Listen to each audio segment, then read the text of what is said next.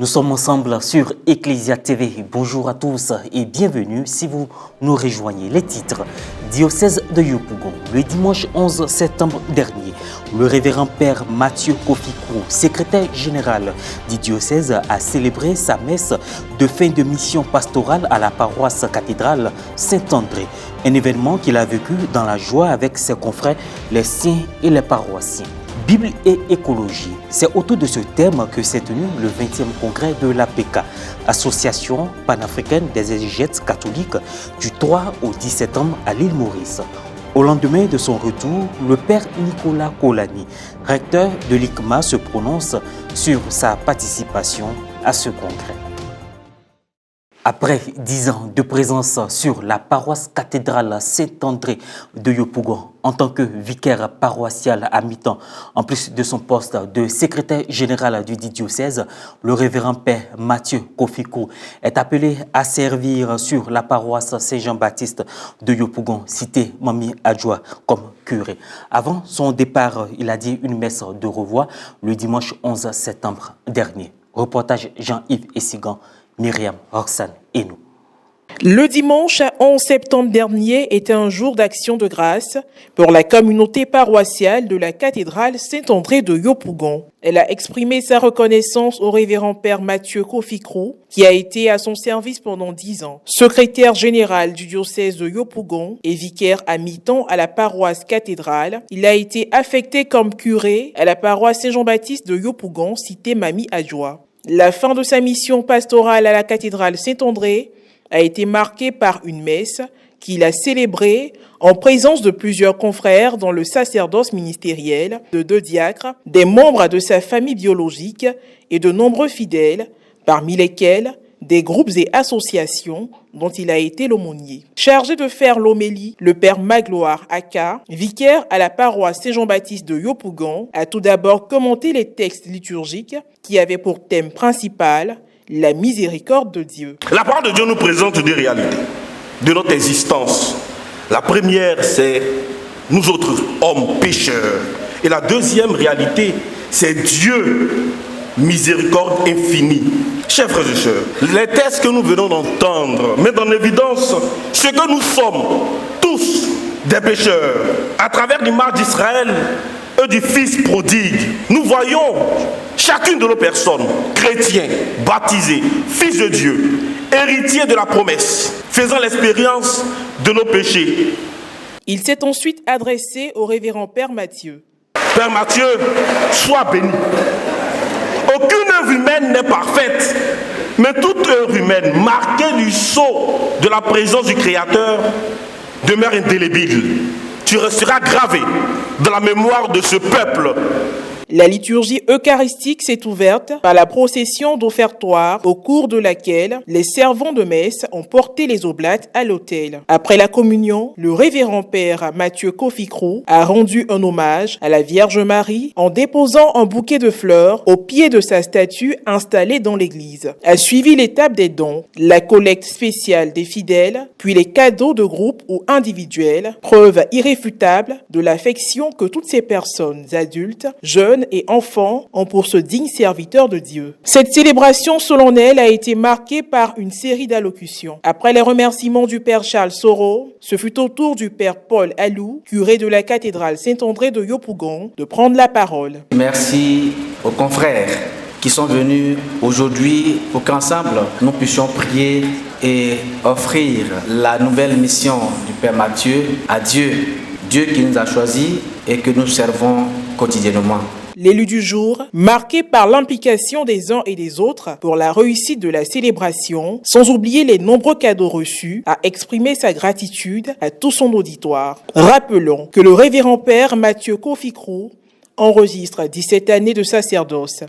La cathédrale Saint-André de Yopougon est la seule paroisse sur laquelle il a servi en 10 ans. Après son ordination diaconale, il y a fait 4 ans, puis est parti étudier en Espagne. À son retour, il a poursuivi sa mission pendant 6 ans. D'ici la rentrée pastorale prochaine, il rejoindra sa nouvelle famille paroissiale de Saint-Jean-Baptiste de Yopougon, cité Mami Adjoa.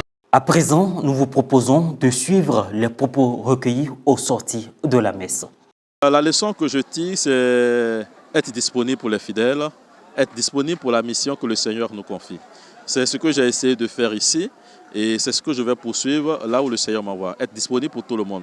Les petits, les grands, les pauvres, les riches se rendent disponibles quand ils ont besoin de nous, se rendent disponibles pour bien faire son travail et avant tout, ne pas oublier la prière, car le prêtre, c'est un homme de prière. Beaucoup d'émotions.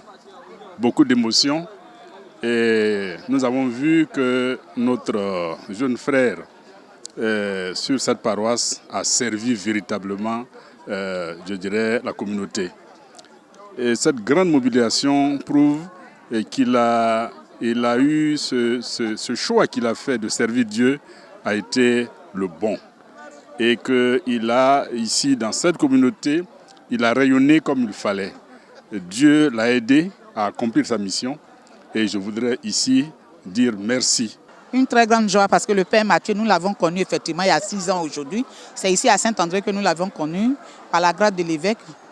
Et il nous a encadrés. Il a permis aujourd'hui que les ministres de la presse se connaissent. Nous sommes des 13 vicariats de plusieurs paroisses, au moins 63 paroisses. Et aujourd'hui, toutes les ministres de la Coulette, à cause du Père Mathieu, se connaissent.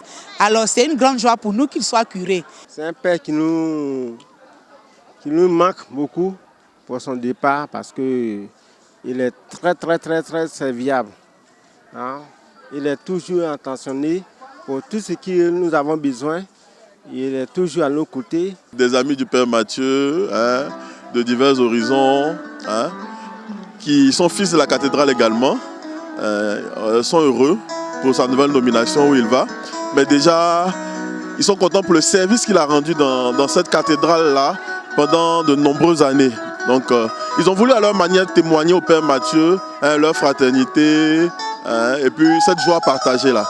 Voilà, donc c'est leur manière pour eux de dire Père Mathieu, merci pour tout ce que tu as fait pour nos parents. De retour de l'île Maurice, au lendemain de la fin des travaux du 20e congrès de l'Association panafricaine des exégètes catholiques APK, qui s'est tenu du 3 au 10 septembre au foyer de l'unité à Souillac, le père Nicolas Kolani, recteur de l'Institut catholique missionnaire d'Abidjan, ICMA, a tenu à partager son expérience vécue aux côtés de ses pairs. C'est la première fois que j'étais à l'île Maurice pour participer au congrès des biblistes panafricains. Je suis vraiment enchanté d'abord de rencontrer mes pairs et surtout sur le thème que nous les biblistes nous avons développé, la Bible et l'écologie, qui est un combat actuel de toute la société. Dans la mouvance de l'encyclique du pape Laudato Si, nous les biblistes africains, nous ne pouvons pas nous rester bras croisés. Il faut trouver les éléments bibliques pour aider à la promotion de l'écologie en Afrique. D'abord, une rencontre en tant que bibliste chercheur africain, c'est très intéressant de voir mes confrères et autres, de vivre un moment de fraternité.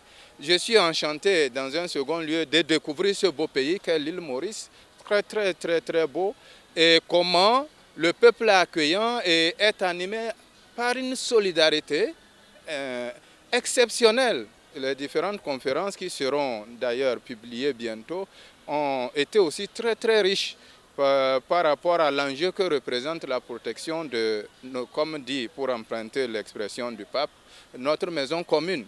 Le président de l'APK, dans la personne de son Excellence Monseigneur Raymond Awa, qui nous a bien organisé ce congrès, nous a exhorté, nous en tant que biblistes africains, à travailler davantage pour que la Bible soit accessible.